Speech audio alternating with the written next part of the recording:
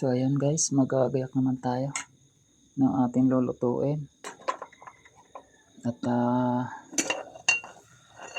baka makapag-read tayo ng maaga guys.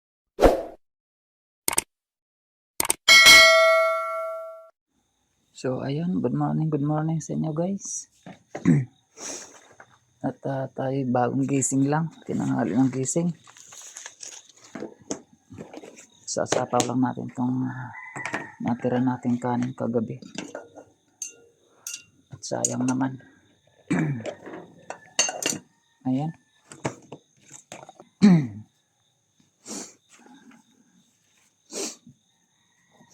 Nung oras na ba? Mukhang late na naman tong orasan natin na. Ano ito? Ay naku, ang orasan na. Automatic sala, mali ang oras. Diyan ka muna.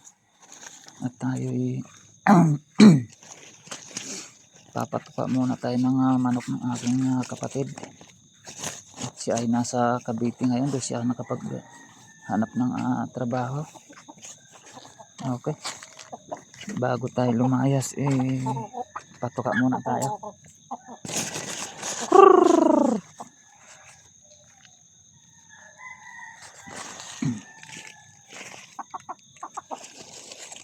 Bali ito yung mga bigas na pinagwalisan sa market. Sayang naman kasi napapatapon lang.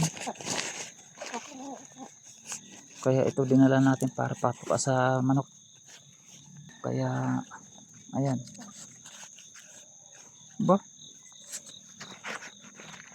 Ito guys, oh. Ba, laki na, oh. Mukhang malapit na naman ang harbisan na ito. Ang bilis lumaki, ah. Wala pang isang buwan laki. Alright guys. Ang laki na ng miracle fruit ko. Siguro mga ilang araw pa pwede ko na itong harbisin. Ayan, magulang na rin. Magulang na ulit. Ang bilis niyang lumaki. Ang bilis niyang gumulang. Okay. Siguro mga Saturday o Monday harvesting ko na ulit.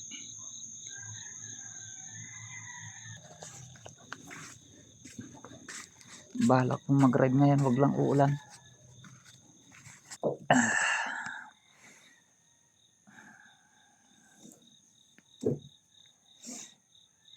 Yung palaman ng kapatid ko hindi na nagagalaw eh. Wala naman akong hilig sa ganitong palaman at cheese. Kaya hindi nagagalaw. Baka masayang lang. Okay. Itong ulam natin ngayon, pansit canton.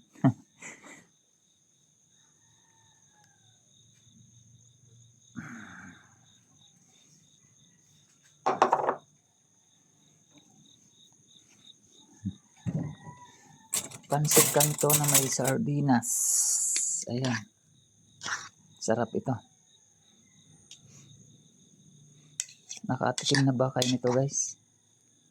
Pansit canton na may lahok na sardinas. Ayan, oh.